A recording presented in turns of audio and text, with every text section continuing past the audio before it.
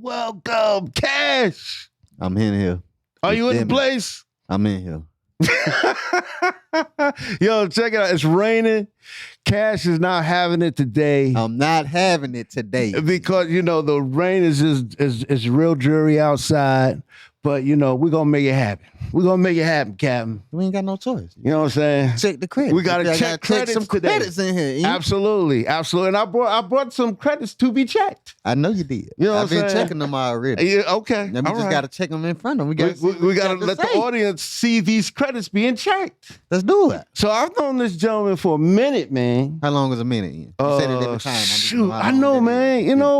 Somebody been in here, you been in here for 50 years. And I'm like, all right, how long you been knowing them? No, I think we've got a healthy 8-9 year relationship. Okay. That's what I'm thinking. Okay. Wait. When did Snow on the Bluff come out? I don't know. You know that movie though, right? A good minute ago. You've been knowing him for that long. I've been knowing him for that long. A good minute ago. And actually before that. So yeah, I was about to say even before that. Yeah. So so without further ado, let's give it up for our host. Not our host. Sorry about that. I'm our host. You Our guest today, our producer spotlight, Mr. DJ BurnOne. Hey, thank y'all for having me. Yes, sir. Yes, sir. Absolutely.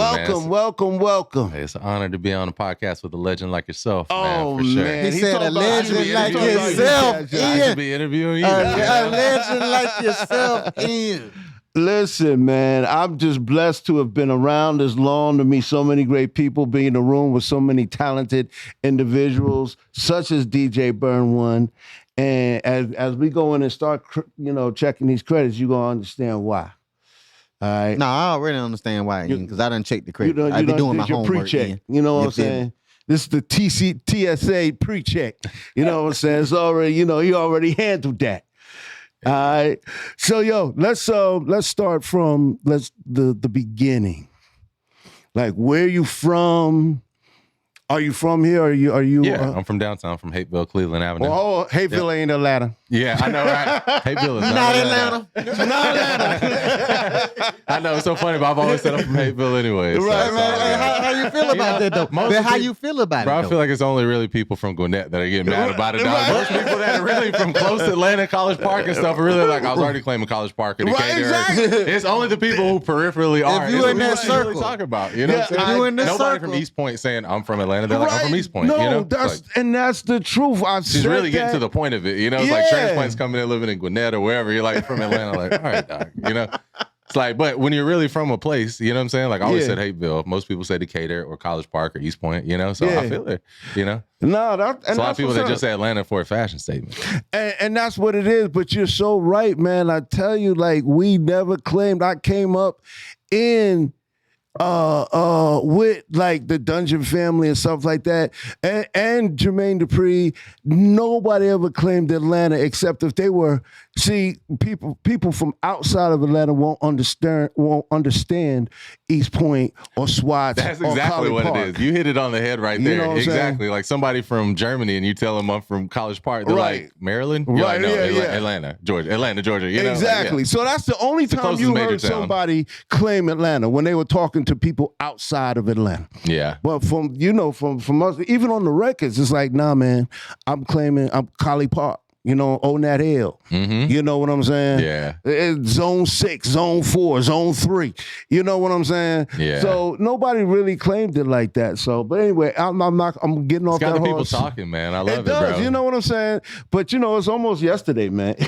Right. It's like the band. I said, okay, we gave her time. It's her 15 seconds are done. Bro, moves You know quick. what I'm The saying? next move is going to be important for her, Yeah, very important. can parlay it. It's going to be very important. I have my thoughts about that, but we're here to talk about you at this point, Hey, man. Let's do it. That's All what right, I'm so here for. continue, man. So I started basically not doing music, but really just kind of doing remixes at the house, recording people coming over after high school. I wasn't really making beat shit. I was just kind of recording people. I had like a Radio Shack mic, and I really just got on the internet early.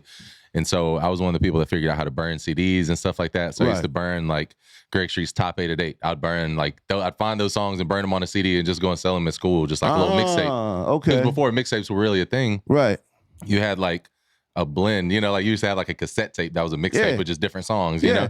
And so it was like the same concept. And so I would just take them to school and sell them for like $5. Then I got a job at a mom and pop store, Super Sounds, which had 3 locations. You know, it's like a legendary store here in Atlanta. Yes. And 29 from IAP TV, which is like an early internet website. He told me, he came in one day, he was like, he saw me selling essentially like Greg Street's Top 8 at 8. And he was like, why don't you do a real tape? And I was like, what's a real tape? And he was like, you know, something like DJ Drama and the affiliates, what they got going on. You find exclusives, find different artists you like, find, you know, new songs from them that aren't released, and basically put them together in a tape and release them. And I was like, well, let me try. Okay. And so I dropped one, and then the very next one, I just happened to go to school with the girls Ecstasy, who were signed with T.I. And I was like, yo, can y'all host my tape? I was in high school. I was like, y'all think T.I. can host my tape? And they were like, yeah, sure. And so they had T.I. call and leave drops. T.I., Mac Boney, and Big Country left drops on my phone when I was in high school. Wow. Yeah, and this was right before trap music dropped. You know, this was like 2 months before trap music. You know what I'm saying? So it's like he's still just bubbling, you know? And so when that came out, that kind of gave me legitimacy. And that kind of, from that point on, I just started learning on my feet. So every day I get off of school and just drive around 285. And I'll drop CDs off on consignment, talk to people like Tobago at DBS and different people, and just get game. And they would just basically help me through just pointing out things that were wrong with my stuff. Like I didn't write on my CDs at one point. I didn't have this. And they would just point out simple things. And I'd be like, okay. And so I came out with a better product. I started developing better relationships with artists. And, you know, basically through me wanting to find artists, that kind of led me to like Gucci Mane. So like one day I was on listening to the radio, and I heard the Black Tea remix, which was like the response to White Tea at the time. And I saw it said Never Again Records. I heard him say Never Again Records. And this wasn't like online to where you could just go to MySpace or whatever and go find somebody. I looked it up in the phone book. Straight up. Old school, bro. Old school. You know? That's like, a phone book. Yeah, a phone. Exactly. You don't even get a phone book delivered. You used to get a phone book delivered. We used to get them in the white page and the yellow pages. Hey, facts, bro. Every year. And so I looked it up, Never Again Records, called it, and Gucci just happened to pick up. Wow. Swear on everything, he just picks up. And I was like, hey, what's up? He's like, come through. And so I came through, and from there, he took me immediately. As soon as I showed up, he took me to Zaytoven's studio, and he played me So Icy. And I was like, oh. You know, which to me was a little bit different because I was like such a big fan of Lil Will and Dungeon Family, looking for Nicki and all that. Right. And he had Lil Will auto-tune. I was like, you auto-tune Lil Will? He was like, yeah. And I was like, you know, because when you hear it the first time, it's kind of jarring. But I realized like songs that really create a shift, they make you feel some type of way. And it may be, I really don't like it.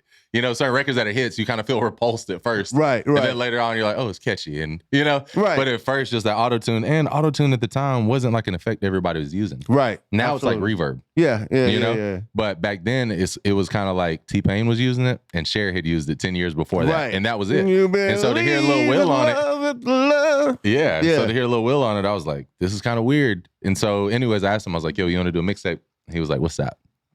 And so I told him he didn't, because it wasn't a thing. Artist tapes weren't a thing at all. And so he was like, I told him, and he was like, I'm not really interested. And I respected it at the time, because a lot of times in the industry, people give you their number and just give you the runaround for no reason. I've never understood that. Like, I don't even give people my number if I'm not interested. I'll just let them know, hey, I don't have time for it. Like, why would I have somebody blowing up my phone consistently? People do that. But anyways, I was like, thank you for not wasting my time. Respect. Cool. And so he went his way, I went my way. And I was like, all right, cool. I didn't think nothing of it. A year later, he came out, and I think he went to jail for a minute and came out and tried to release another song, My Chain, and it didn't do too well. And Atlanta has a lot of one-hit wonders. We're kind of known for what we're talking about. Amaretta, like, hopefully the next thing she parlays into is dope. It's right. Yeah, hopefully she can make it jump. But at the time, he was kind of looked at like he had the one with So Icy. Maybe that was it. You know, My Chain was kind of all right, and people didn't respond to it. And so he called me. He was like, what was that thing you were talking about? And I was like, a mixtape? He was like, yeah, let's do that.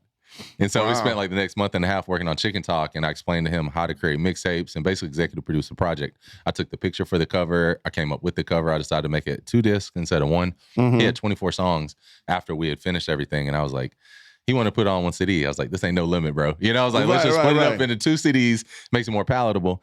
And I picked the track list, got the cover done, and just everything top to bottom, handled distribution, everything down to the very first day we released it. I remember we drove to the Old National Discount Mall, the flea market, and I pulled up and I had the CDs. And at the time, one CD, if you sold them wholesale, was $2. And if you had a double CD, it was $4. And so I came in with these CDs of Chicken Talk, and they were double CDs. And I was like, he was like, how much you want for it? The first guy I walked in, he was like, how much do you want for it? I was like, $4 a CD. He was like, nobody wants this. Gucci's cold. And like threw it back at me. Gucci's cold. Right. And I was like, all right. And so I just walked right back out to my car. Unbeknownst to me, Gucci had turned up the album and had people surrounding the car by the time I came out. Right. And they were like, it was like clearly people were like already buying it from him. And so the dude who was just inside came running out. And he was like, let me get 40 of them. Let me get 40 of them. Like, immediately switched up, you know? They Like, cost $10. like now. immediately showed the demand. They cost $4 with you. Right, But you gonna exactly. leave. I need Let me 5 get now. 40 of them. I need 5 now. Yeah, you them know? cost Like, $10 now. But it was cool just for me to not feel any type of way when he said that. I'm like, all right, that's how you feel. And then immediately go outside and it's like proving it. Right. You know, showing and proving right there. And so I kind of just showed him the whole hustle. I talked him through everything and showed him everything in his autobiography. He actually tells the whole story of how I told him about mixtapes and basically just gave him the blueprint for what he kept doing. And also, he gave you all the praise. He gave me all the praise. He took it told to me I the gave him- max. Gucci dropped Yeah, 3 he literally mixtapes, 8 hours apart, or something like that. Like he was when he was in the mixtape, he was dropping. You can say him and Lil Wayne are 3-part arguably like the series. mixtape kings, you know, probably Right. 50 Cent. That's probably like the third, you know, but Right. like he literally stayed consistent because what I told him was Yeah, like, you can go out and connect with your fans and not have to worry about a label. And so at the time, he was good with the label and they were about to do Trap House. And he was happy. Right. And then when he called me a year later, I didn't know they were on the outs. And he was like, I need to connect with my fans. You know, this is what I always tell people. Like, people are always so concerned with getting on or getting signed or getting somebody to put them on. You need to worry about connecting with the fans. Right. Absolutely. You know, you need to get somebody to care about your music. Right. And when people see people caring about you, then they're going to care about you. You know, you're over here looking with a handout like, I wish somebody would get me signed or this, that, or the other. Instead of just putting in that work and every day releasing content or, you know, whatever it is to get yourself out there. You know, I feel like people aren't really investing in that. And there's like a large sense of entitlement that people should just like them because they have good music. Right. And it's like throughout history, bro, how many people do we know that were amazing musicians or whatever, and they never got paid? Like, you know, so it's like you have to like put in time to educate yourself and put in time to your craft to get better at your craft. Right. And then building those relationships, like each of these different parts take equal time to like really develop and nurture and you know, just that way you can build a sustaining career. Okay, so you talk about this. Now, this was in what year? This All was, this was going on? 2005 because I think Chicken Talk dropped in 2006. So maybe Okay. it was 2006. It's funny because everybody's like, I feel like Gucci 2006. Right. I'm like, it was like literally not good for most of 2006 for him, bro. Right. You know, it's like literally right after Chicken Talk, that's when things started getting good. So it's dope that people see that as like a shining moment for him and knowing that I played a role in that. You know, Right. that was really dope. And he gave you your props. He did. Okay, so 2006, you're talking about this energy that's going on, this synergy between you and Gucci. Now, let's fast forward to today, 2022, 2021, 2022. You know what I'm saying? Where that kind of grind, you use the word entitled. Like, do you feel that the artists don't feel that way even more so now, entitled? You know what I'm saying? I think they don't know. Like, so It's like a naivety, you know, like Really? they just don't Okay. understand. Like people don't have to care about you. right. You know, like it's no prerequisite for music to give you anything back. I think But- that's what people think. If I put my time or whatever, you know, I made songs. But Now you people know need they get on there now. You know they got 50,000 followers on Instagram. You know what I'm saying? You're Insta famous. Right. You know what I'm saying? So at that point, you stop listening to Oh, yeah. Logic, Right. like what you just said. Man, getting people and you know, we do consulting, you know, with our partner D Double and we Right. consultants to projects together. Bro, Absolutely. the hardest thing to do is to get an artist to listen to you. Yeah. You know, regardless of how much more experience you have than them, no matter how much they actually respect you, getting them to put the things in motion that you say are good for you. Right. You know, like we were working with this rapper and D is a huge proponent of run and rap your lyrics. Right. If you want to become a better performer, run and rap your lyrics, you're going to have better breath control. It's impossible to run, rap your lyrics, or sing and not have better breath control, you know? Right. You know, he didn't do it. He never put in time to being a performer. He thought writing songs was going to be it. And he found out his career was just done, you know, because you didn't do all the other things. We kept telling him, get out, get your face card up. We can't be your face card. I can introduce you to X-Rated. I can take you to Magic. I can take you to all these places. I can introduce you to Funky. You got to get your face card up. You got to come through there and be good vibes and just come through on a Tuesday. Right. You know what I'm saying? Buy you a drink. Hey, what's up? You know what I'm saying? And just kick it and not be me, just go in and play a record or not even showing up. You know, like it's like I say, showing up is half, like 95% of the battle. Right. You know, like that's 95% of the battle. Like people just don't show up. Right. You know, and I say even at this point in my career, the fact that I've done so much, none of it matters on a daily basis. Right. It doesn't. I have no entitlement that anybody should care about anything I've done because I did Chicken Talk or anything else, you know, at all. I wake up every day and just keep putting in that work because that's the only way to do it. Absolutely. You know, you're only as good as your last session, your last beat, your last anything. So after Chicken Talk, let's go back now. After Chicken Talk, you know, you did this, you helped rebirth Gucci Mane. You know what I'm saying? For lack of better words. What was next? So next, it was kind of right back to back. I ended up doing internet marketing for the Backwoods. The Backwoods was a group from Decatur that was signed to Rowdy. And so I did internet marketing for them, which was funny that internet marketing was the title. Right. You know, it's like separate from marketing. Like today, it's so intertwined. You know, back then they were like, oh, he knows about the internet. All right, like we'll let him run point. And we didn't. There was nothing but MySpace back there, right? Wasn't it? Yeah, it was MySpace and blogs. That's what I was up on that people didn't know about. Like all the blogs, the hip hop blogs that were coming up. You know, I was starting to cultivate those relationships with like Smoking Section or whoever, Not Right or whatever it is at the time. You know, right. And so they were able to kind of like entrust in me, like, all right, we'll let you kind of like help promote us on that side. So that was really dope. And then right after I did, right around the same time too, Bubba Sparks called me and he was like, hey, I heard you're setting the mixtapes on fire in the city. You know, Chicken Talk was going crazy. He was like, you want to go on tour with me? He was like, Miss New Booty's going crazy right now. Miss New Booty, it just came out. Right. And he was like, you want to go on tour with me? So I toured with him for like on and off about 2.5 years. Wow. Which was really dope because you get to see it from touring with a major artist. Right. You know, and it was like, it's funny because back then, now I feel like they route your tours and there's like consideration for how a tour is put together. I don't know if it was just how his team was set up or what, but there was no routing.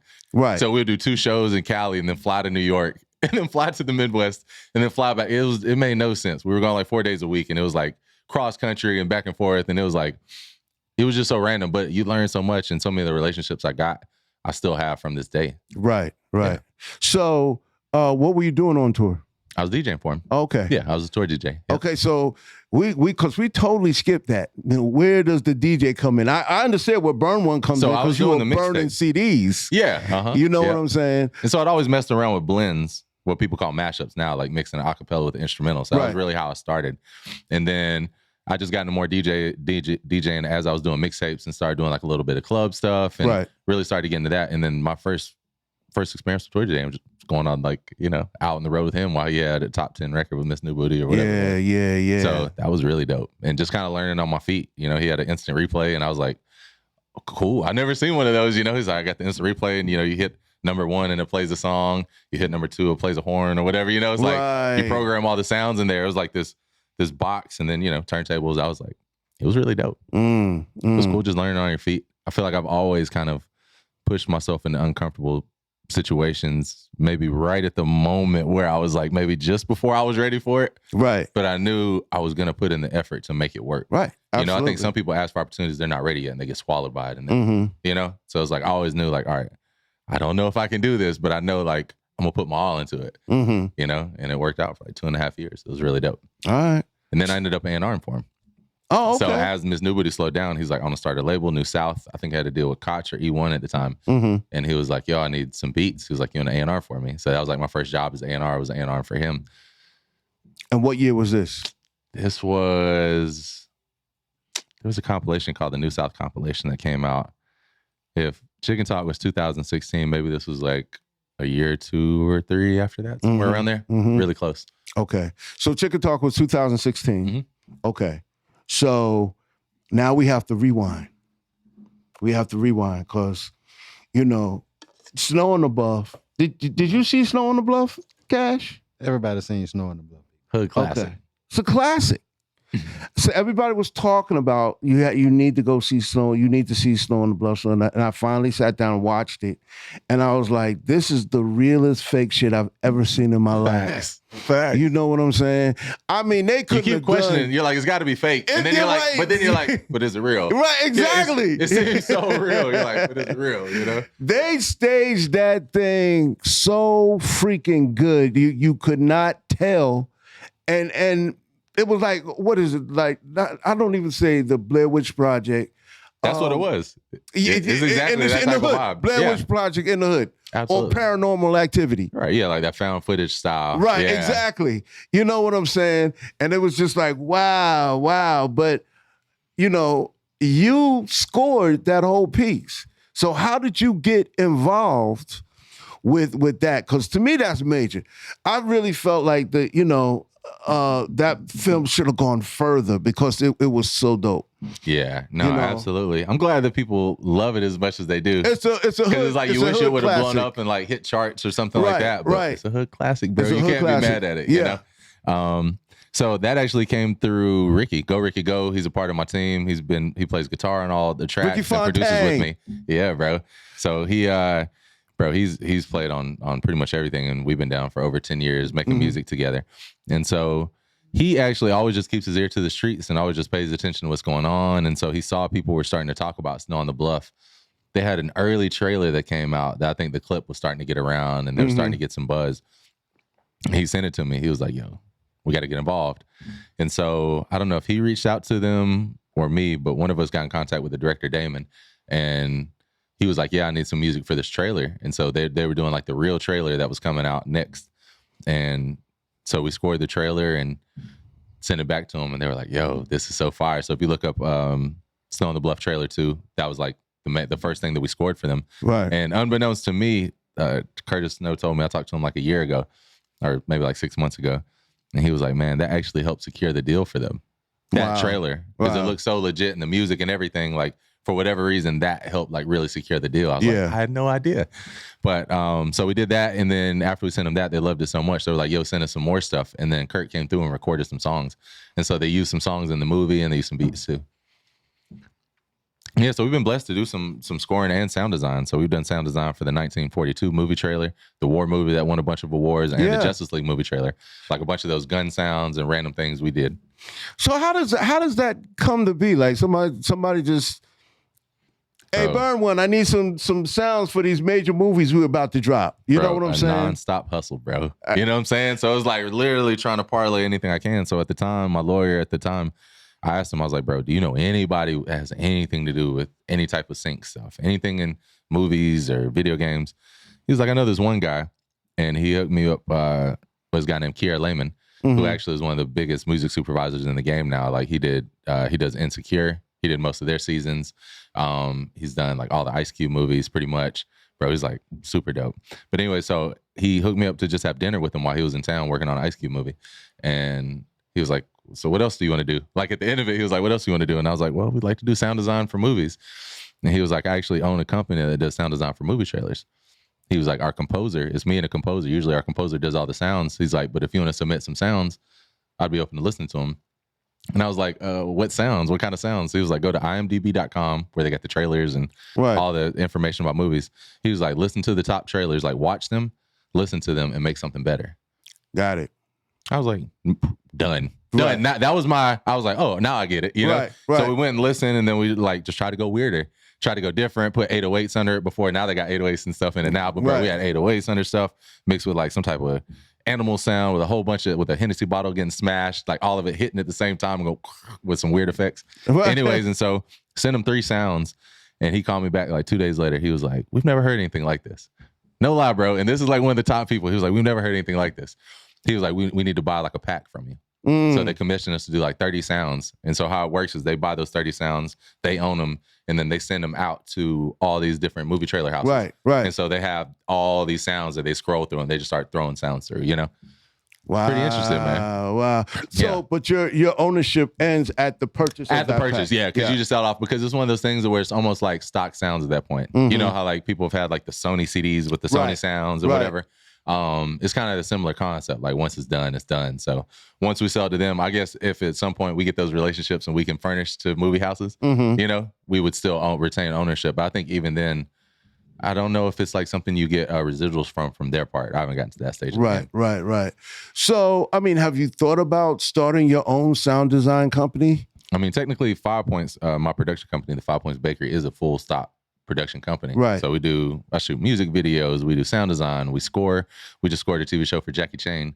He has a show called Croptober that we just scored the whole season. So that was pretty dope. We do a lot of stuff, man. That's what's up. All right. So speaking of soundtracks, Superfly. Oh yeah. You know, Sleepy featuring Scar. How did that come up? That was beautiful, man. So my homie DJ Funky. This is the new Superfly with Trevor Jackson that came out in what, 2019 maybe? Mm-hmm. Yeah, it's the update. 2019. Yep. Yeah. Mm-hmm. Yep. My homies DJ Funky and Pretty hit me up and said they were Future was working on executive producer over the Superfly reboot, yeah. Mm-hmm. and he was like, "Yo, I want you and your team to come through and vibe on some stuff." You know, I think actually Ricky had told me to come through with him, and so we got over there and just ran through some ideas. I think what it was I did one session before at the house and came up with the bones of the idea, and it didn't have drums. And for some reason, I was thinking somebody else was going to do drums, right? Because of the situation, I thought there was going to be another co-producer or something, right? So I brought the bones over to Funky's house, and Sleepy was there. So he was like, play some stuff, and I played it, and he was like, throw some drums on, I'll write to it. Like, what? Sleepy's going right to the track. And so I sent it to him with the drums. He was like, yo, this is great. And so they wrote it, and then, all right, Sleepy, if we can come up to Stankonia to finish it. So we went up there and put the bridge on it. Preston Crump was up there. Yeah. Chance Parkman, bro. Yeah. Like the whole squad was up there. That's the whole ONP crew. Bro, like OG squad. So, man, it was beautiful. Ray was there. You know, like just literally just in the back watching. You know what I'm saying? Like, don't do too much. You know, like I loved it, bro. And Big Boy came in while I was arranging the background vocals with the 3 girls we had singing. And, bro, it was a beautiful experience. And so, really, I put a lot of time into the record, bro. Like, we had to put so many elements. It was like, I thought we were doing, to me, it was like our tribute to Curtis Mayfield. Right, of course. You know? I thought everybody was doing that on the soundtrack. That's the only song that sounds like that on the project. Right, you know? Right. And so, anyway, so I spent like 2 months trimming it down, adding parts. And, bro, there's strings, horns, flutes, live bass. There's 3 different people playing bass. I'm playing bass. Walt's playing bass. Preston Crump is playing bass. There, bro, Chance Parkman's playing keys, and we have so much stuff. Sleepy Brown's playing congas, and there's so many things going on. And so it took me like 2 months to trim everything. Right. Because I feel like you add all these parts and you kind of trim away, like, all right, trim the fat away. Yeah. And so it kind of came down to it, and they were like, I didn't hear anything. And I was like, I just spent all this time on this record. I was like, well, at least, you know, the experience was dope. Right. And I got a call, and they were like, yo, how long? How much time went? Maybe like 2-3 weeks. Okay. But, you know, it feels like an eternity when you're like, it's supposed to happen. And then, you know, 2-3 weeks a month. And they were like, yo, the A&R said the album needs more dynamics. And Big Boy said, y'all got to use this record. So Big Boy was the reason why I got picked, and they picked it and made it the first song on the soundtrack. And it's the only one that sounds like that. Right. You know, so I was like, it was really special, and going to the premiere and meeting, you know, meeting Big Boy and everything, like meeting Director X who directed it, you know, and all that stuff. You know, he like bowed to me and said, thank you. He was like talking about how perfect the song was for the scene that was in the movie, because it was in the movie as well. Right. What scene? What scene? It's the scene where Kia Shine's getting beat up. Kia Shine, the homie from Memphis, it's like right in they're like shooting dice or something, and he comes in and like somebody gets punched or something. Oh yeah. That's Kia Shine? Yeah. I didn't even realize that was Kia Shine. Yeah, bro, he be getting his acting on, man. Hey, he got what's his name? Trevor Jackson. Yeah, exactly. Yeah. So it was cool to like watch that and then see our names at the end of it and be like, man, like we did this. I had a goal one year to get something in a video game, a TV show, a movie, and a film, and we did it all in like a year. Wow, all 4 of those. All 4 of those. NBA Live 2018, I think we're in, or 19, something like that. We're in Iron Fist on Netflix. We're in Superfly, the film and the soundtrack. So we killed both 2 birds with 1 stone with that. Right. And then we've been in a bunch of other shows and movies and stuff, man. Right. It's really dope. So what's the money like for that? the sync royalties, and how does that come in? You know, how is that compared to like regular albums that's dropping and the streaming and the every now and then download? You know what I'm saying? Oh yeah. What's it like? Is it the majority of it is simply an upfront payment. And that's pretty much it. There's not a lot of royalty offers on the deals that come through for sync stuff. Maybe if you got to a higher point, you know what I'm saying? But the point is they give you an advance to actually use it, you know? The soundtrack, the Superfly soundtrack. Right. Yeah. The soundtrack, you get royalties, of course. Right. Okay. Yeah, you get royalties from that. And royalties from the movie playing, like if it plays on TV or something. Right. There's royalty rates that come back from that. Yeah, absolutely. But like the game placements and stuff like that. Yeah, the video game placements and stuff like that. That's pretty much just like a one-off. You know, a lot of stuff, they're just going to buy the music to use. And it's essentially like a work for hire. You'll get credited and stuff like that, but it's nothing that you'll see residuals from. Right. So that's why a lot of the times you want to make sure you're like, and a lot of times you don't really get a choice on what you charge. So it's like with beats, you can kind of say, this is my price, pay it or not. A lot of times with sync, they'll say, we need a song for this TV show or this. We have 2,500 or we have 3,500 or we have whatever it is. This is the amount that we have. And this is the vibe that we're looking for. Right. You know, and so you'll send a bunch of joints and hopefully they'll pick one and then pay that advance. And then the other thing is sometimes you'll go through a connect. And so there's different types of music companies that have relationships with other people. Right. And so I've got a couple placements through companies like that of where they'll get the placement and then y'all split the money essentially, you know? Okay. So who were some of the people you looked up to doing this whole thing? You know, mixtapes really weren't the thing at the time that you started doing them, or were they? Was there anybody out that was, because did this predate Don Cannon and This was around that same time. Okay. Yeah, this was around the same time. I kind of, the formula my homie kind of gave me from Drama and their style of exclusives. He was saying you could talk on it, but that was my swag of like, I'm just not going to talk. Right. I didn't want to do that. Right. But what did you just say? I just lost my thought. Sorry. No, who were my influences? So at the time growing up, bro, there was like Edward J, the J Team mixtapes, right, DJ Jelly, Camp, MC Assault, all that. So those were the tapes I knew, like heavy cutting and scratching, blend tapes, artist tapes, and kind of like what they became. There wasn't really a lot of a blueprint for it. Drum and them were just getting started, but he hadn't really dropped a lot of artist tapes at the time. Right. That were really popping. Like Trap or Die hadn't came out yet, really. I don't think, and none of the main big tapes that came out yet. So that was all still to come. So I didn't really fashion myself after anybody. I kind of just learned on my feet. And honestly, people were like, "When did you decide to do music for a living?" I think after I realized I wasn't going pro. I remember Steven, what was his name? Steven Strasburg went to Stockbridge, because I went to school down in Henry County. He went to Stockbridge, and before he went to the Braves, he came and pitched, because I pitched and played sports my whole life from like till 10th grade. He came and pitched, and I was a pitcher at the time, and I was like, the way I just heard the ball pop the glove, I was like, I'm not going pro. You know what I'm saying? Right. You know, you see somebody who's really doing it, you're like, this is probably not going to be for me. And so I got the job at the music store, and I was like, I kind of like this. But even from that point, I never thought I'm going to do this for my life, my career. Right. It was just one thing led to another, and I just kept loving it and just being curious and just putting in the time. And regardless of if I was seeing money back or whatever, I was just doing it because I loved it. I love being around. I love talking about music. I love being around the creation of music. And so I didn't really fashion myself after anybody. Like, I looked up to DJ Jelly and these people like that. But kind of what I was doing was just kind of my own thing of purely just finding artists that I liked and I believed in, and just trying to help them get their music out. Okay. As far as like producers, bro, Organized Noise, Pimp C, T-Mix, 3-6 Mafia, DJ Toon, bro, like so many greats, DJ Quick, Larry Smith, the Houdini and all that. You know, it's like, bro, like so many great, I feel like just producers, bro, just like all the greats, Manny Fresh.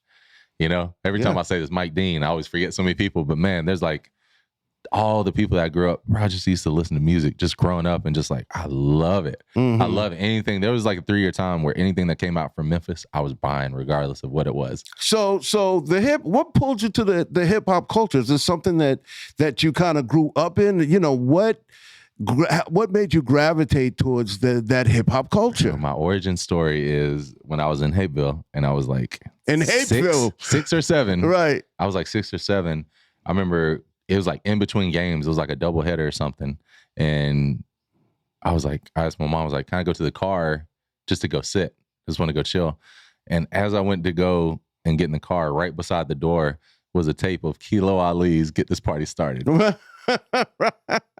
Like a movie, bro. Right. And so I take the tape and I put it in and I'm like, bro, I'm like 6 or 7, just like my mind blown. But it was so wild because he's talking about racism. Mm-hmm. He's talking about real stuff on there. So I'm like 6 or 7 being like, damn, like, because I grew up downtown. Right. So the majority of my friends are Black and Hispanic. Right. And I'm like, they're going through a different experience than me. That was my first time understanding. So I think music hit me a different way than it hit. You know what I'm saying? Just from being 6 and being like, I don't experience racism myself at this point, but I'm understanding. I'm starting to understand it. Right. And then the other music was just so dope and so weird and different. I was just like transfixed on it. I was like, this is great. And so really from that point on, I think I was just like, had the bug of just loving hip hop music. Right. And so at every point in the game, as soon as I started figuring out about computers, I was downloading music. As soon as I got a CD burner, I was burning music. Right. As soon as I downloaded Sony Acid, I was doing remixes. As soon as I got the job at the CD store, I was doing better mixtapes. As soon as I was doing mixtapes and, tour DJing, I was starting to do beats. As soon as I got that, it's like everything just kind of like fed the next thing because I was just curious and wanted to do it, That's dope. Pure curiosity, probably. That's what's up. That's what's up. So, okay, that leads us all the way up to today. You worked with a variety of different artists. Like your discography is like a who's who. There's a lot of indie artists up on there. But there's also people like Nicki Minaj and Trader Truth on there as well. Mm-hmm. You know what I'm saying? So you've worked with a plethora of different styles of hip hop going in. Mm-hmm. So now we're here and you're working with this flautist. Oh, yeah. You know what I'm saying? So, and of course, I heard about John Williams through Darren. You know Darren. He. Oh yeah, shout out D Double. Yeah, shout out to Darren D.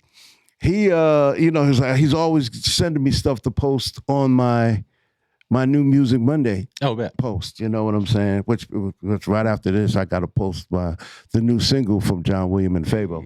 Let's go, Red Lights. So he's like, yo, man, you got to post this. I got a record with Big Gip and James Worthy. And I'm just like, wow. And he played it and I was like, wow, and I was working on a show called The C Room Sessions for U42, the internet space, the social media space U42. And I had them on the show. And, we did a really cool vibe with them and all of that. And that's the first time I heard John Williams.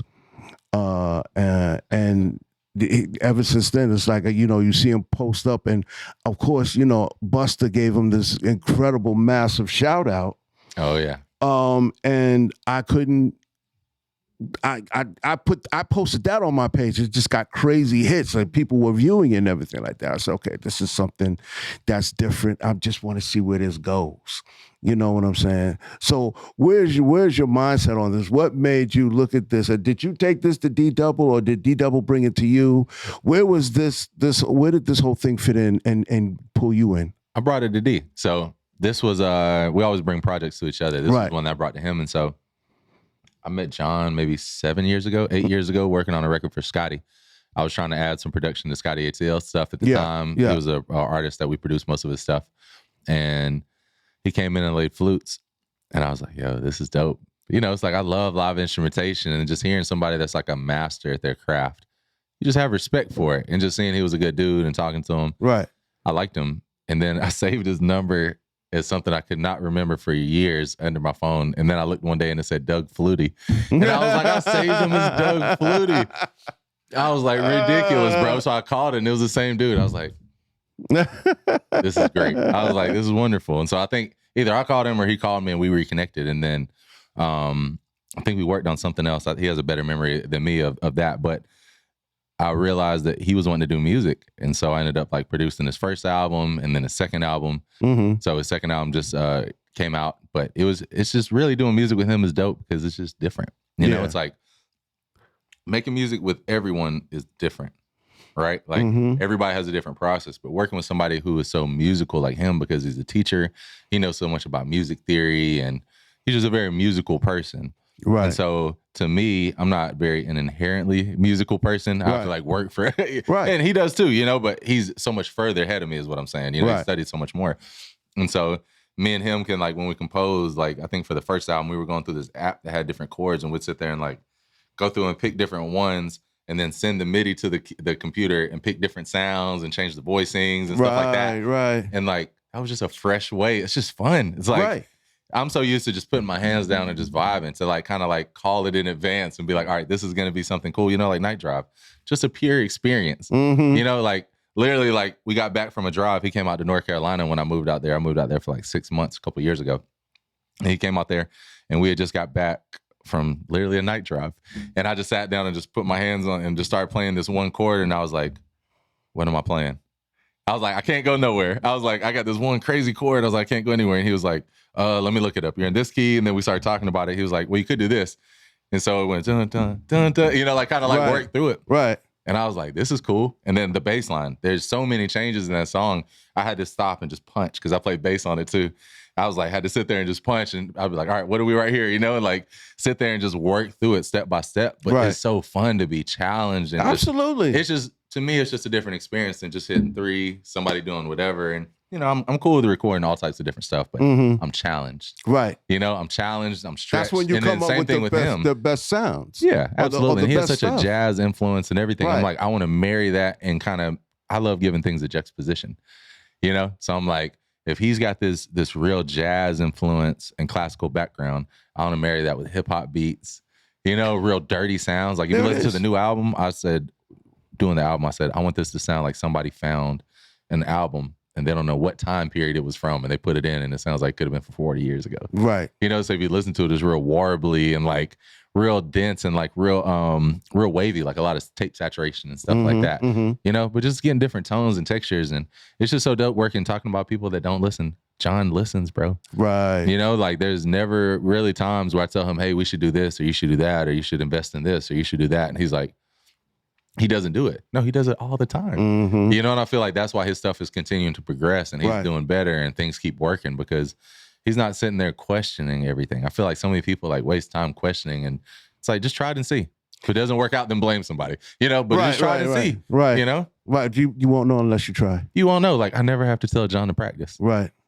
Yeah. Nobody has to tell John to practice. John's going to do John on that, you know. He's going to show up prepared. He's not going to show up unprepared. He had his flute, pulled his flute out downstairs in the That's because he was in band. Yeah, and in band we come prepared. You feel me? Like we come like that. Okay, he's from the drum line. You come prepared. You come prepared. You come prepared. It's a pedigree, right? I already told him he got to play the flute. I already told him. I seen him with the flute in the conference. He got to play that. Oh yeah, no, bro, and then he pulls it out. You can be like, oh man. So I love like not knowing certain things or be like, he should come in like this. Woo. You know what I'm saying? Or being whatever. And he's like, you mean this? You know, and it's like, it's so much fun. Like we have some behind the scenes footage of the running red lights that's going to drop hopefully tomorrow. And bro, it's just so much fun being in the studio and just trying things and running around different instruments and, you know, like helping Coach Fabo and be like, just give me 2 ad-libs from the top to bottom after he gets done and just seeing him go for it. And right. You know, man, it's so much fun, bro. That's what's up. That's the way it's supposed to be, man. I just want to do something different, you know? I think all the people that I love, they were always trying to just do something different and bring something different to the game. Yeah. And so I see a lot of stuff and it's uninspiring. So I want to be the antidote. That's why I started making beats. I wasn't hearing a lot of stuff that inspired me. Right. You know, I'm like, I want to make the stuff that sounds like the stuff I grew up on. And it just grabs you. It sticks to your bones, you know? And I was just speaking to somebody about that today. It's like too many people are looking for approval from other people. Oh, yeah. You know, and letting it affect their craft. It's like, you know what? Like, you're asking me to listen to your song and judge your song. Well, first of all, I'm a 56-year-old man. You know, your taste, the taste of the things that's going on right now is not probably going to be my taste. You know what I'm saying? But if the music is coming from you, if it's coming from your soul, then who am I to say whether I like it or not? And who cares? Right. Like at the end of the day, who cares? The one thing that I've learned in this new generation of music makers is that there's an audience out there for everything. Your job is to find that audience and appeal to them. But at the same time, not sell your soul. You know what I'm saying? So, or seek others' approval. Yeah, absolutely, You bro. know? The greatest response I ever had to giving somebody a compliment was when I was in the studio with T.I. He was on work release at the time. And so he would just get out for a couple hours to come record out of some house in Cobb. And so I just happened to go through there with this artist, Lil Weaver, and he played me a bunch of Underground Legend before it came out. And I was like, man. So I remember he played me one song. I think it was like the greatest before Urban Legend. Yeah, Urban Legend. Urban Legend. To me, that's the greatest TIC. Urban Legend. Yeah, that's what it was. Urban Legend. I like all of them, but that's the best one to me. Bro, exactly. To me, that's the best And so one. he's playing me this stuff before it's even out, bro. Right. And so he had his back turned to me. He's facing the computer. The song goes off.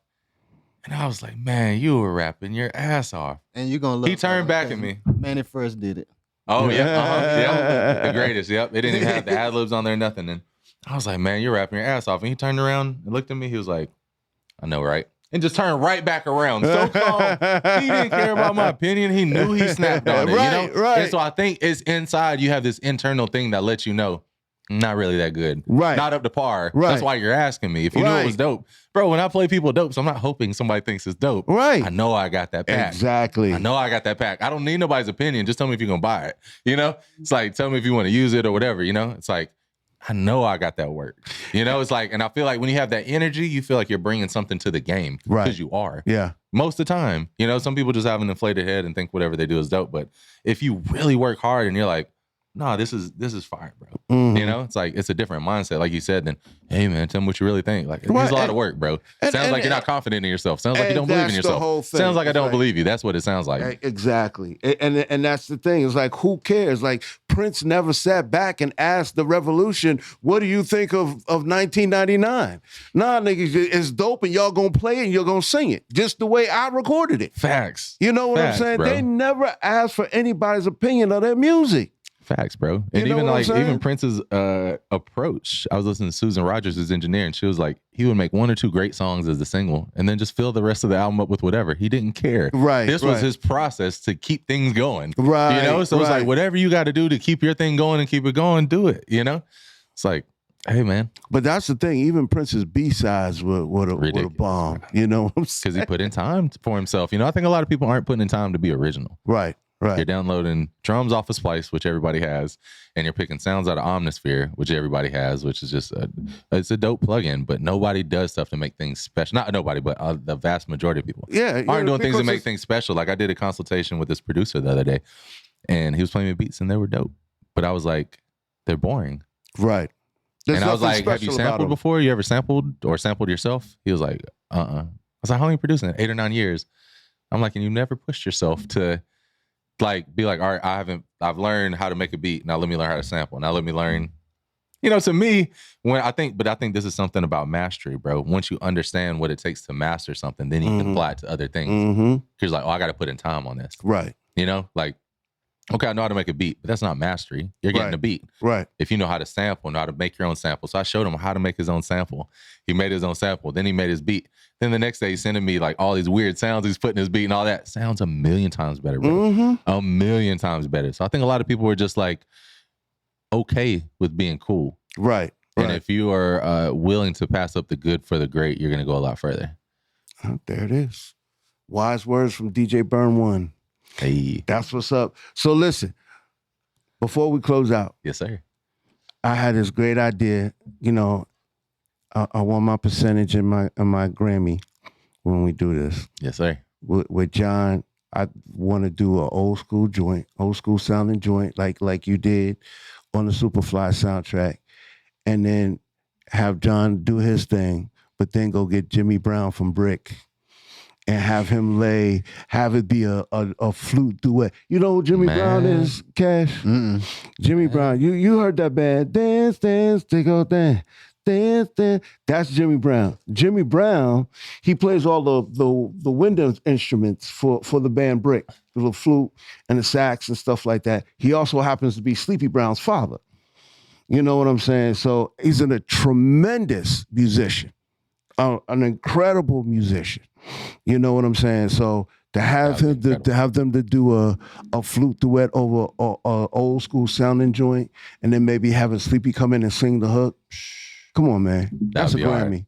Gotta That's do a it now. Grammy. You done put in the atmosphere. Yeah, it is a I Grammy. put it out. Listen, I'm putting it out there for you. Hey. I'm putting it out there You for already you, know we're Burn. gonna dunk it, bro. You know With what I'm the saying? alley-oops, you always throw the alley-oops when we dunk them. Absolutely, man. Absolutely. I want to be in the midst. I want to be the man connecting all of those dots because I feel like that would be something that's tremendous and that people would really buy into. But that's myself personally. Absolutely. Hell yeah. Real quick, too, I would love to just talk about something that's really special that I'm doing right now. So sure, absolutely. I have a production masterclass called Options that's coming out where it's a 15-part video series to where I'm going deep on production, sound design, sound selection, sampling, programming, mixing, all the way down to networking, how to like get into rooms, how to get sync placements, and then how to handle your business. You know? So it's really like a front to back primer on how to get in the music industry, how to stay in the music industry, how to protect yourself, right? How to push yourself to be doper, just literally top to bottom on everything, bro.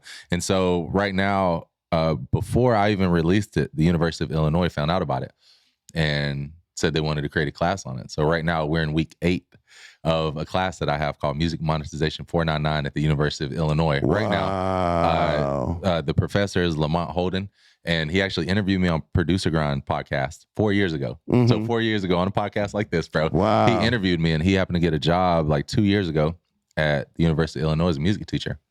That's like a great music school.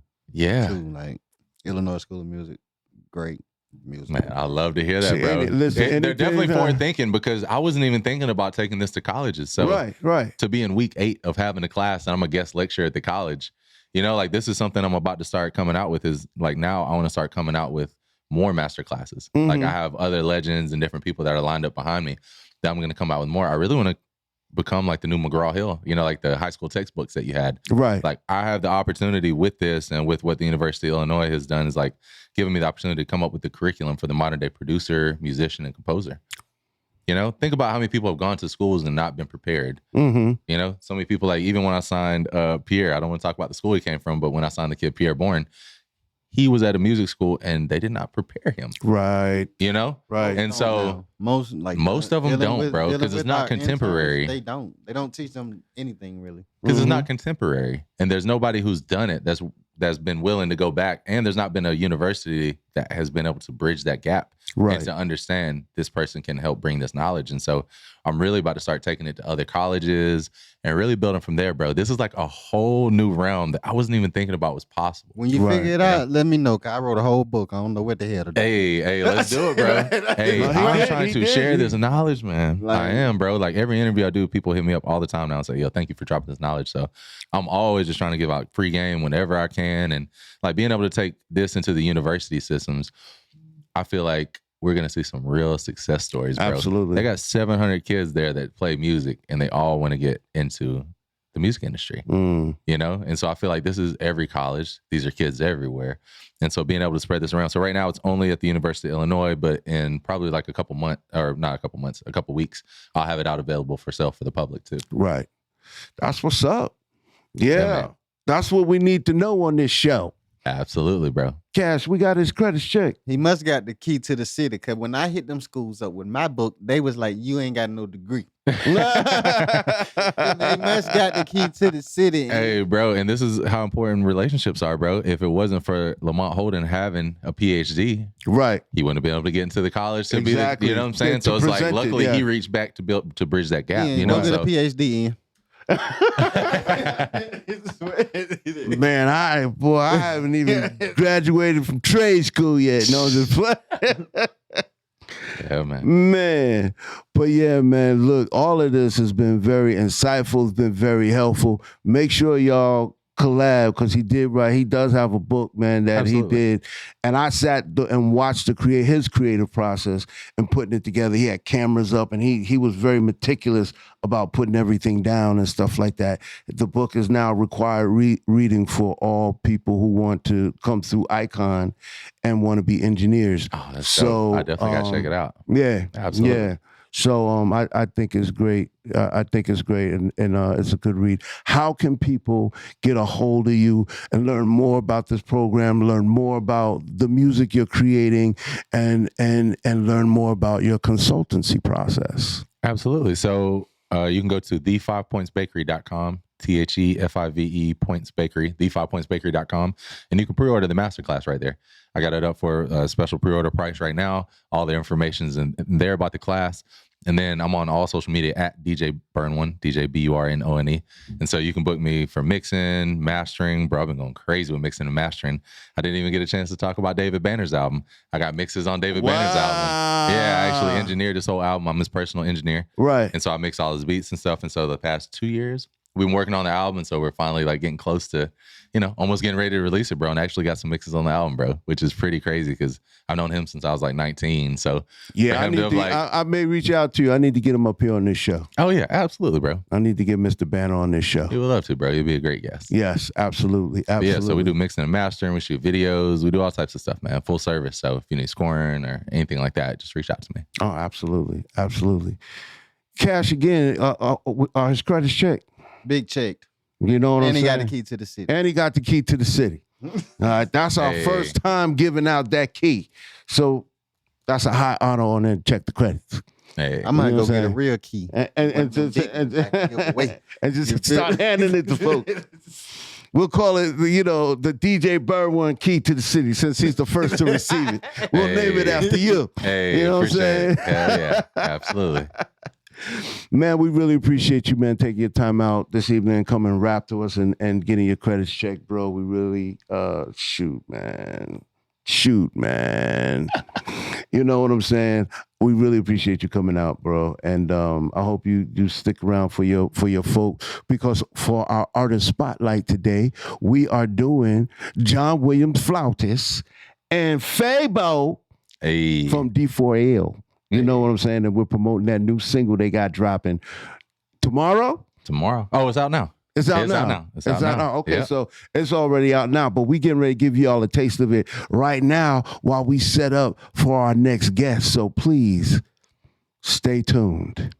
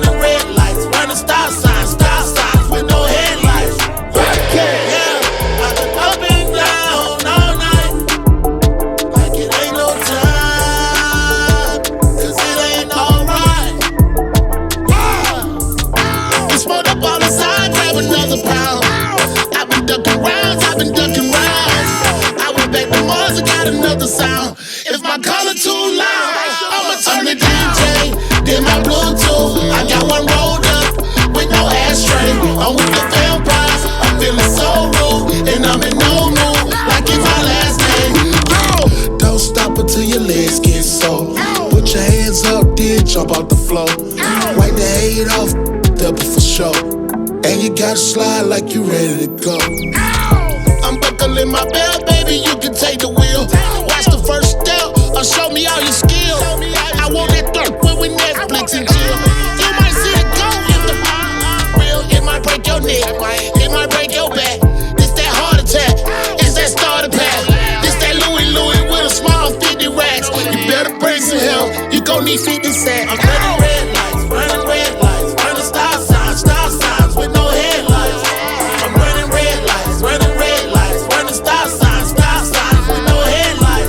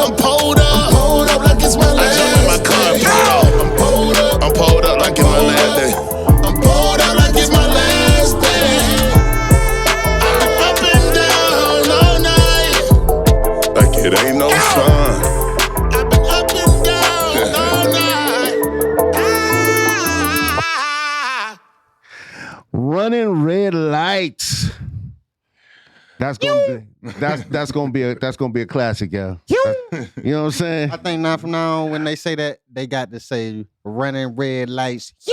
Oh, there it is. Hey, y'all know, listen, y'all know that my boy is ready. That Cashjunky is ready. They already know what happened. You know what I'm saying? He already got his Fabo glasses on. He is ready for this. He ain't say it right here. He ain't say it right. Fabo! Oh, God. See, I'm already being corrected by everybody. Yeah, see, I can't even hold it back anymore. Y'all give it up for our artist spotlight guest for tonight. It's my boy John William Flautist, the Flautist, and the infamous, the famous, the notorious Fabo. Fabo! What's that? Did I say that right this time? Yeah. Okay, cool. So I'll be messing shit up. You know what I'm saying? I'll be messing it up. Hey, man, so, listen, we just had the producer, DJ BurnOne, up here, just had a great conversation about you guys. My God. Super, super excited about this record. I was super excited about Night Drive with Big Gip and James Worthy. Yes, sir. You know what I'm saying? And the impact that it had, folks were really, really checking for this new hip-hop jazz type style that you're creating. You know what I'm saying? And now you go and get the man on a record. Legend. You know what I'm saying? The legend himself. You know what I'm saying? Anytime my partner was excited about this because those glasses was down at the front desk and he was like, yo, Fabo, I got to get my Fabo glasses. I got to wear my Fabo joint. Gotta get. I got them on. You know what I'm saying? So he was excited about that whole thing about Fabo coming up here to Icon Studios. And it's going down, Big Fabo. Yeah. He ain't got to crank the dance. Yeah. I already told him he got to crank the dance, man. Yeah, you got to crank it, Ian. And dude, listen, I cannot twist my body the way Fabo be twisting his body. We don't know that. We got to see. That's up for debate. I can't take your word for that. I've seen that boy on stage. Hey, so listen, how did this come? How did this come about? Man, you got to go back. You got to go back a long way. Let's go back. We can take it all the way back to when I was in college at Morehouse. And when I was in college, that was the height of the snap era. That's when Laffy Taffy, bitch can't do it like me. I mean, that's when that really, just dropped. Right. So when I was in college, I was in the marching band and I was a drum major. And something Fabo probably don't know is I used to always emulate his moves, in our dance routine. Right. And he used to do this one move in particular when he'll flip his foot. Right, grab his foot. Crank that thing, cuz. Show him what you're talking about. Can you still do it? Can you still do it? I know. Fabo fight. I know he can do it. Fabo looking at you like, man, tore a hamstring doing it.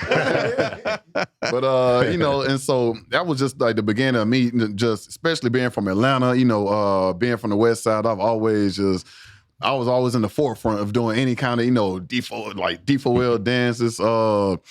R.I.P. Shawty Low, when the dub, Mm-hmm. and I was just a huge fan. So that's kind of like where the love for it just really started. Right. Fast forward, I am a professional flute player and I'm a middle school band director. So, and I teach at Crawford Long Middle School. Shout out to Crawford Long. Shout out to Crawford Long. There it is. Cleveland, what's happening. It's not Atlanta, but okay. It's not Atlanta. You know what? I gotta stop. Listen, That's definitely Atlanta. That's definitely Atlanta. At this point, Atlanta ain't Atlanta. That is definitely Atlanta. I have fallen victim to this whole ATL is not Atlanta. You know what I'm saying? So I think everything is Atlanta. When you get out to Griffin and them type of places like that, I think that's when you out on the outskirts of it. But I go to Riverdale every day the same way I go to Hollywood Road. Right. I mean, I go to Cobb County right there, Cobb Parkway and all that, right? I mean, you move along them circles the same way you move along Bankhead sometimes. So, right. I mean, it's, I don't know. It's a conversation. It's just subject to conversation.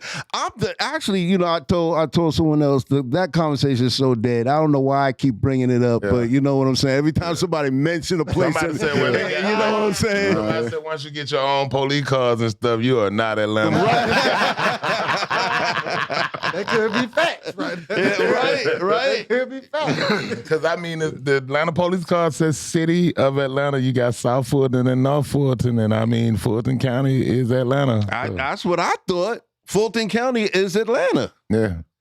But okay, all right. I'm Not no more.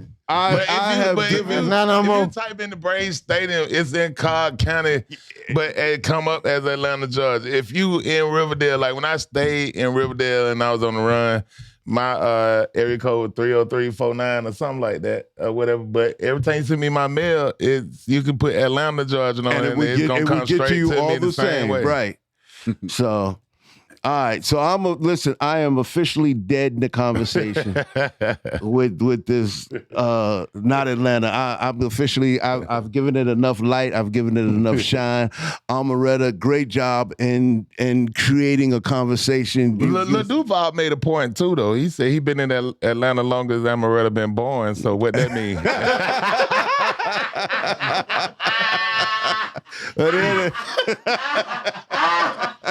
He might have got him. Hey, I don't know now. He been longer than you. I don't know what that means, but hey, that got a case. He was here first, so he should know. Me, Duval, you Amaretta. I'm sorry, John. I just took the story left. My bad, bro. And so, being a middle school band director, next to my band room, there's a stairwell where I would play, because with my artistry, I would always play covers and covers and covers, and I do like a lot of genres, everything from Motown to soul to trap to pop, whatever. Mm-hmm. And so one song, that I was like, okay, Go on, crank it. It's all melody. And I think this is probably the first time I really played it in front of him. I'm like, it's all melody. Wait a minute. Okay, yeah, I can do this.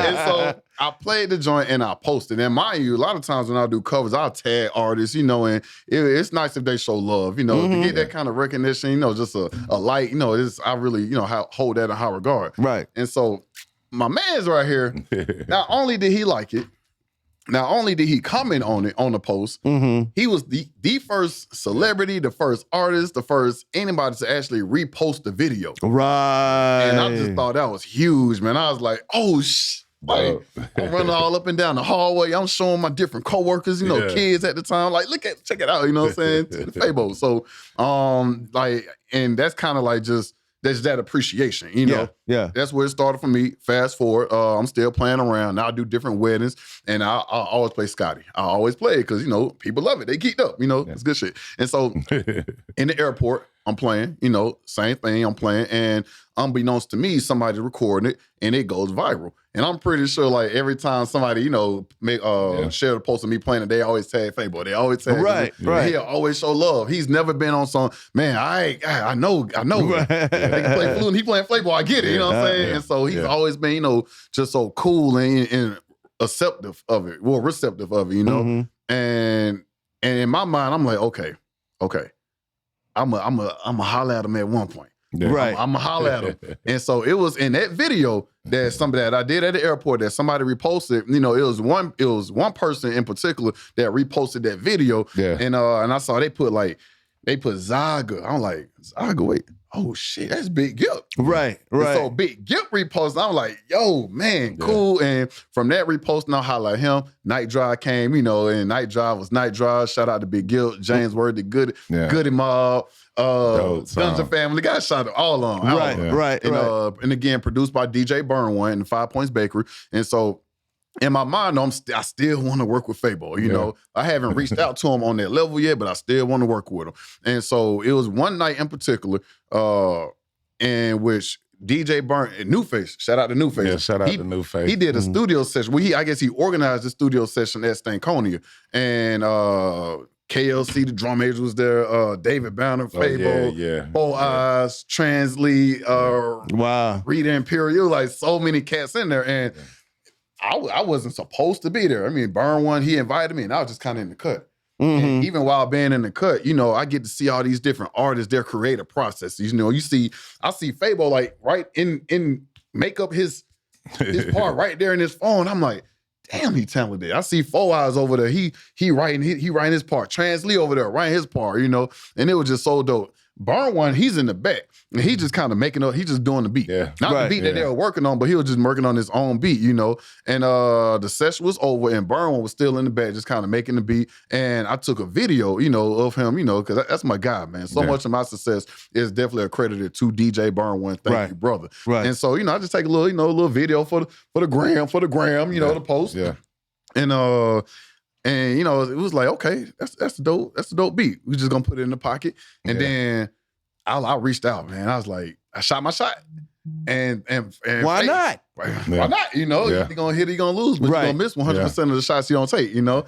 And I'm just thankful and I'm grateful that, you know, Fabo responded. He was like, yeah, bro. He's like, yeah, brother, let's go. I'm like, bet. I'm like, it's gonna be, and I'm excited. And when I get excited, I know I would get probably kind of worried. I'm like, it's gonna be produced by DJ BurnOne, and we gonna do this. He like, all right. You know what I'm saying? And honestly, like the beat, he's like the original beat. I was I didn't know if Fabo was gonna like it or not. Yeah, he liked it. And I can say one thing that's dope about both Fabo and Big Gip that I learned, you know, just working with both of them, is that it's this energy and synergy that's created when you go in the studio with them, you know? Right. When you see how they work, when you just kind of catch that vibe. And so I'm thankful that, you know, Fabo wasn't, you know, just like, I seen my part, you know what I'm saying? And we made a session, Stank on you, shout out. Yeah. And we was over there and Fabo came and the whole time, you know, just the whole period. And just to see what he does musically, right? It's just because I mean he's like, I don't know people's perception of him, but as a musician, I'm talking about somebody that got a master's and a doctorate degree in music education. Like to see him do what he does musically, I'm floored. I'm like, yo, from the background vocals to the harmonies, it's like he instantly harmonizes, right? And it takes people years to kind of learn how to do that, but he does it vocally. I mean, it was just. It's astonishing to me, and it still is, you know. You gotta like it. It's about having fun. Yeah. And the vibe was incredible. I mean, just the creativity. Yeah. And we, you know, made it happen, and And you dropped awesome. it. You dropped it for the world to listen to. Yeah.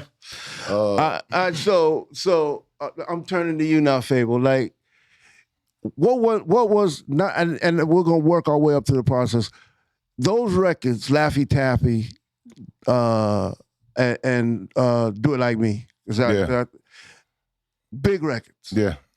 I mean, worldwide big records. Yeah. You know what I'm saying? Yeah. I mean, I've heard it in so many movies and things like that. You know, you got people, I'd just be sitting back and be like, man, these people memorizing these lines and stuff like that. Yeah. How did it, take us back to how it all began for D4L?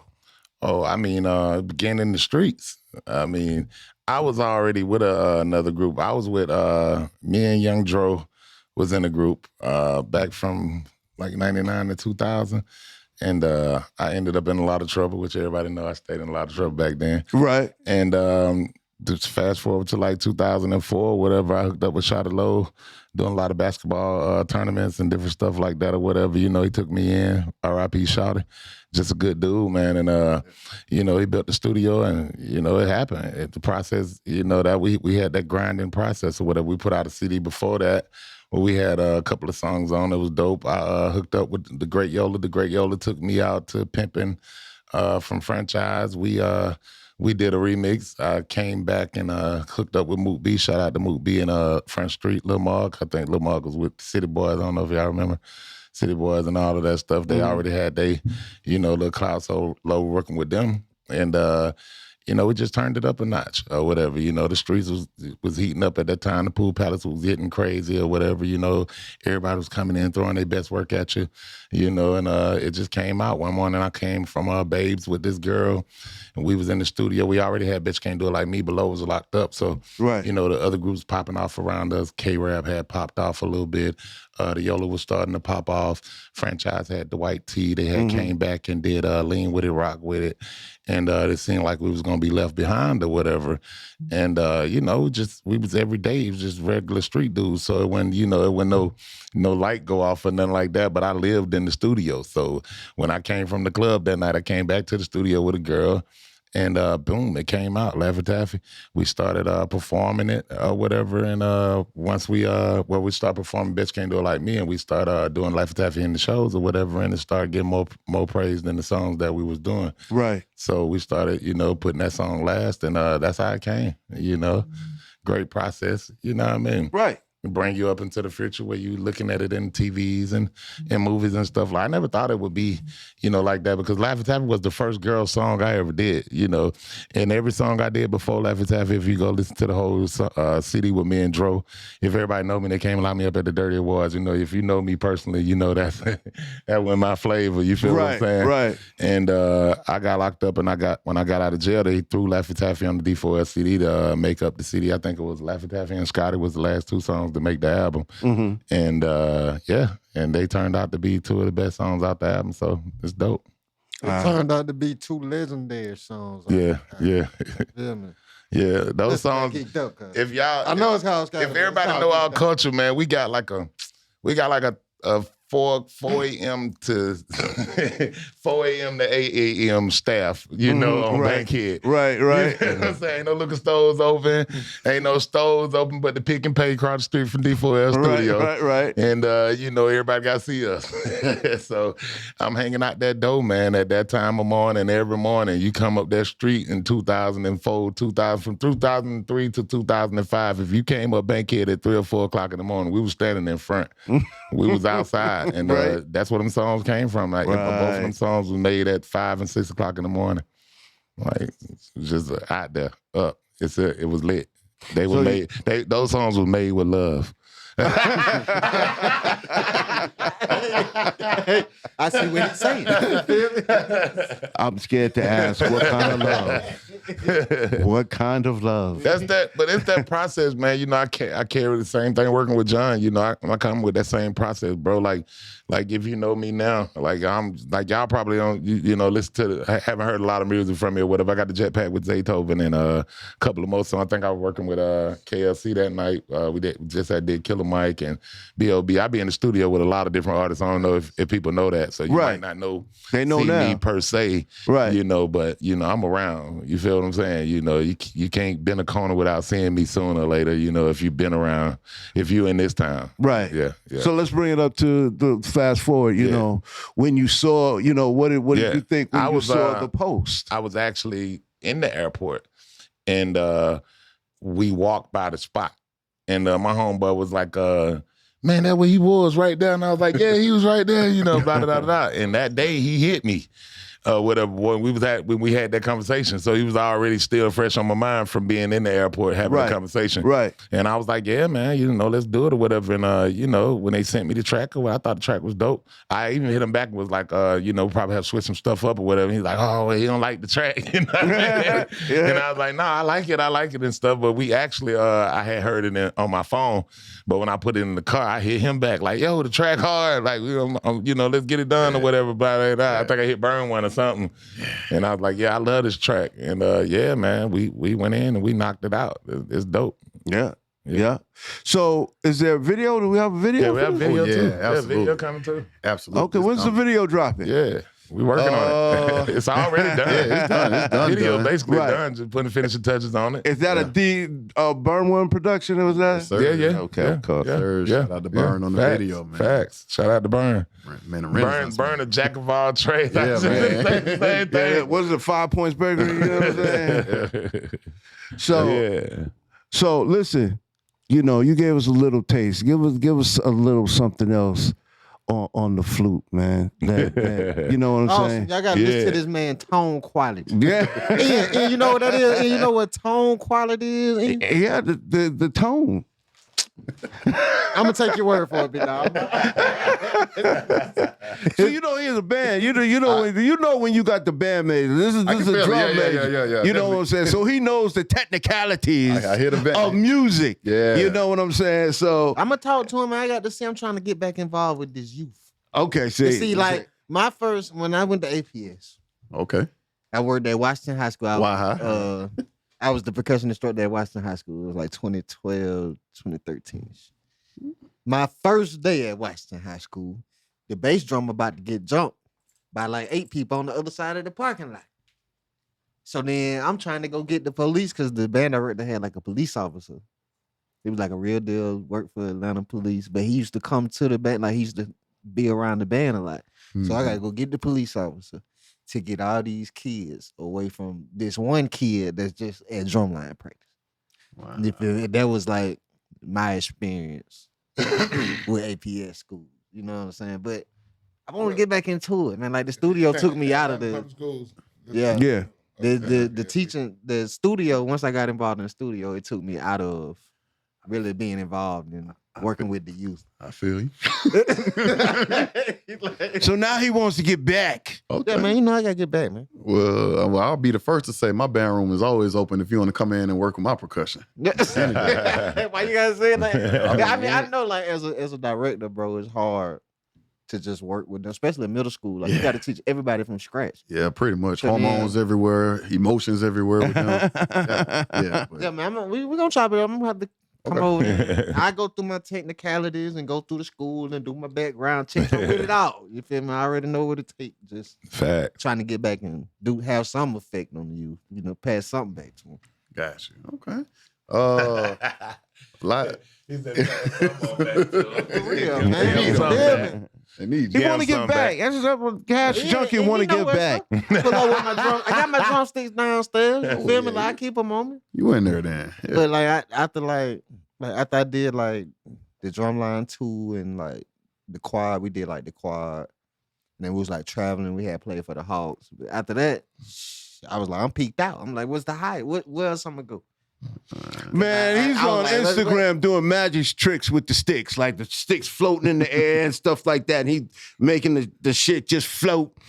You know what I'm saying? So that's where he is right now. Just and I then used to be 5. They would have called me about 14. That's when I was in my prime. You feel me? About 2013, 14. But then I came here in 15. It was over with. It was over with. It's all downhill from there. Gotta become an engineer now. Because that's what's paying the bills. Hey. I'm sorry, John. Go ahead, bro. You lost your thought. So, I mean, as far as, music that I play, I try to do almost every genre I can think of. I like to be able to tip my toe in all of them. Right. And so, I never know what to play, when somebody asks me, but if you just want to, okay. I mean, hey, where the spirit moves you, let your body groove you.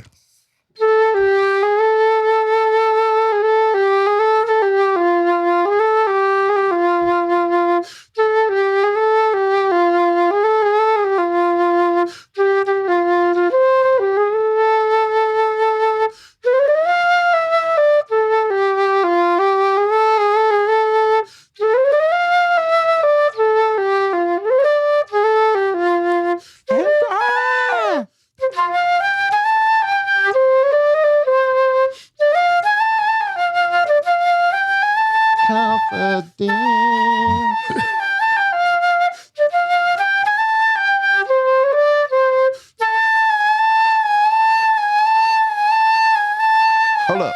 Can we talk for a minute?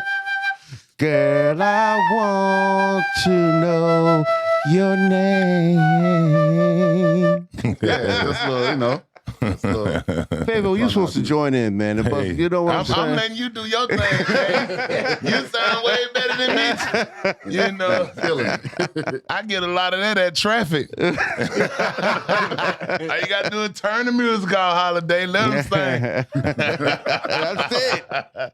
Hey, so what's next now? Are we touring now? Are you going out on the road? What's happening, Fabo?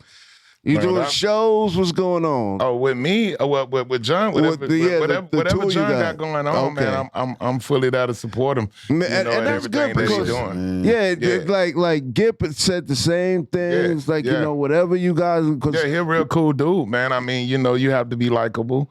You have to be one of those people with that work ethic that people wants to be around. I mean, how many rooms have you seen me in? You see what I'm saying? Right. I'm like a ghost. It's hard to get me in any room. You And we understand what I'm appreciate saying? you for No, appearing here. I just feel like, wasted time is wasted time. Right. You understand what I'm saying? So I like to make every moment count. And this guy, he's definitely worth working with. Like, he got a long future. I was just telling him, your ceiling is just like limitless. Like, there's so many artists going to want to work with you, period, because of your skills. I mean, it's like, hey, man, can you come play at my show? And all these songs from being on the radio already. Mm-hmm. You know what I mean? So people are intrigued with that type of stuff, too. Huh? Appreciate it, man. Thank See, you know what I'm saying, and I know the feeling. Like, when you know these people, and they're like your heroes coming up. Yeah. You know what I'm saying. But they lavish the praise on you and stuff like that. Yeah. That listen. There's no better feeling than that.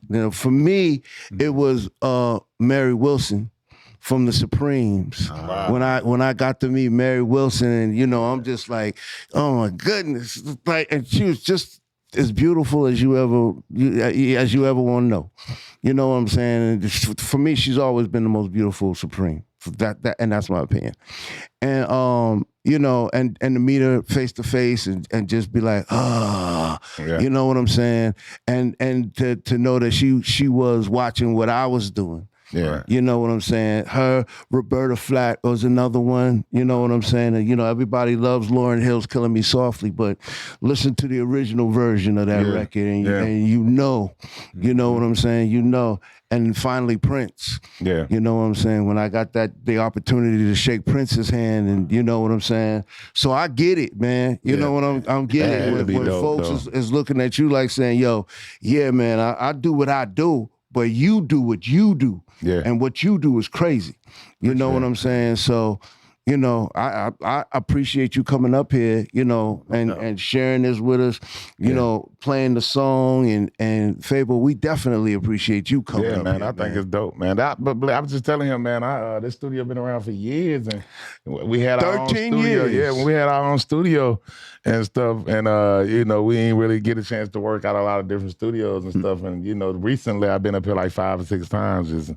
Oh, so I thought this was your first time here. No, that's like my 5th time here. Okay. Like the 3rd time this year. Wow. I did. I think the last thing we did up here was the who was that? Just Brittany, and me and Just Brittany came up here and we did the You Married That soundtrack. Right. The movie. Yeah. Yeah. That was a couple of weeks ago. I think a couple of weeks ago. Damn. Yeah. Right. Did you know that, Junkie? I did not know that. Yeah. I've been in here like 3 times in the last year.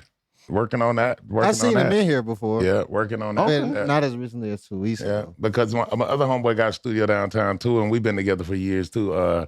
Walker Street Studios, Walker Street 2.0. Yeah, over at Castleberry. Yeah. That's that. I've been over there for since he basically been there. That's my other half. That's Corleone. We the Geek Squad. Yeah. So we used to be a group back in here where we stopped, really rapping and stuff. It was just homeboys though. But that's what's up. I still got the Geek Squad though, it expanded.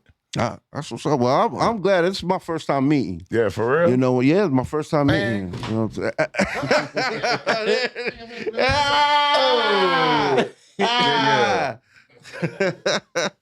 Two legends, you know what I'm saying? 2 legends, first time being in each other's presence. That's what's up, man. Yeah, man, there's a lot of incredible music came out of here, dude. Yeah, absolutely. A lot of people don't know, but yeah, we've done a lot over here. Facts, big facts. So, John, how can people get a hold of you? How can they buy the CD? How can they get the single? Man, first you can get a hold of me. I'm on all, social media platforms or whatever as John William Flautist. Again, that's John William Flautist. Flautist is spelled Flautist. Yeah. It's not flutist.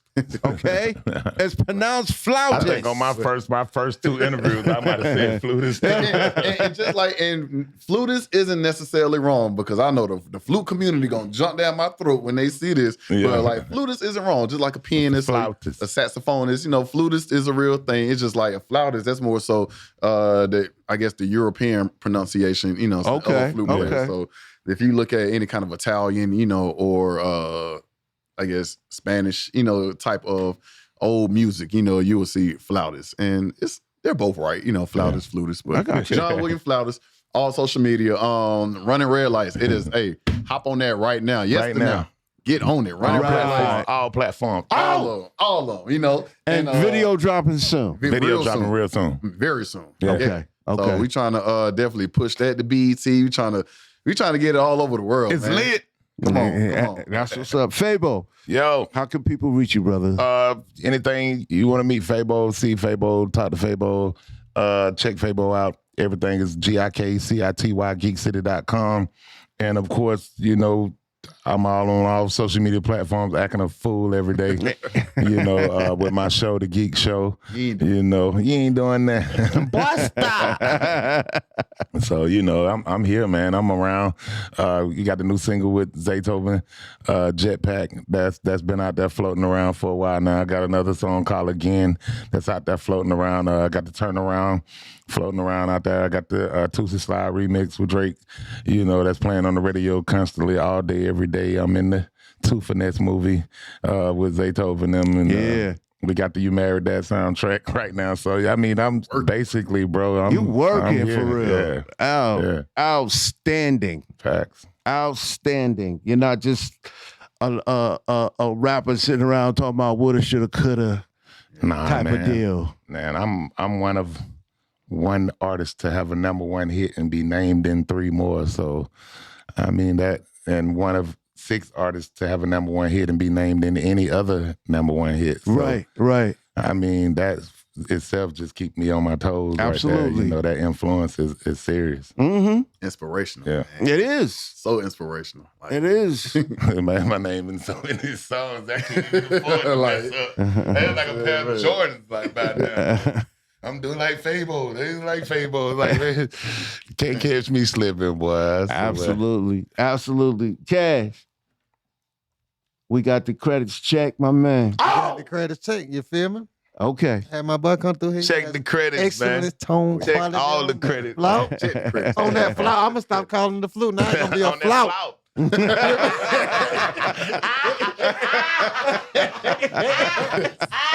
They gonna be like, Oh, hell no. He changed the word. oh, hell, hey. Look, we're speaking Italian over here. It's flout. Got You you. feel me? Yo, man, I appreciate you guys. We appreciate you guys coming through, man, and stuff, man. hanging out with us and everything like that. Yes. And I just want to say one thing, because I'd be remiss if I didn't say this. Tomorrow's Yesterday, my latest joint. Please hop on that. It's out. Yeah. Please get on that Tomorrow's Yesterday. Go get it. All platforms. Again, Night Drive, Big Guilt, James Worthy, Cascade Cruising, featuring my partner Dwayne Duggar. That is a Bruno Mars hooligan. Playing that on there with me. Please get on Cascade Cruising. Siraj Ray, like Jake Chapman, everybody. Tomorrow's Yesterday. Go get it. Running Red Lights. Get on it. Yester now. Go ahead. Yester now. All that. Okay. We doing it, baby. Hold on. Now, I spoke with BurnOne about this already. Okay. All right. And I told him I want to get my Grammy and my percentage from them. Right. I told Burn, I said, Burn, I was watching Unsung, Ooh, yes, sir. the best of the 70s decade. Yeah. Yes, sir. And this segment came on with Brick and Jimmy Brown. And Jimmy Brown, I know Jimmy Brown because he's Sleepy's father. So Wow. I've been around Jimmy, an incredible wind instrument player. Wow. But I've been listening to him since I was 14, 15 years old, probably 13, 14, 15 years old. And, I was like, you know what? It just hit me. I was like, we need to do an old school, old style type groove. Yeah.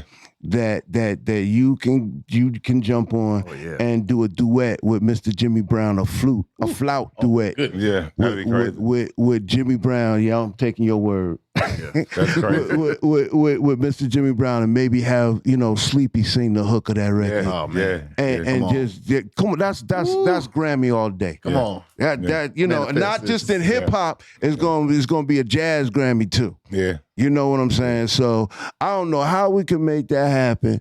I just think like a flute duet, ain't nobody ever seen nothing like that.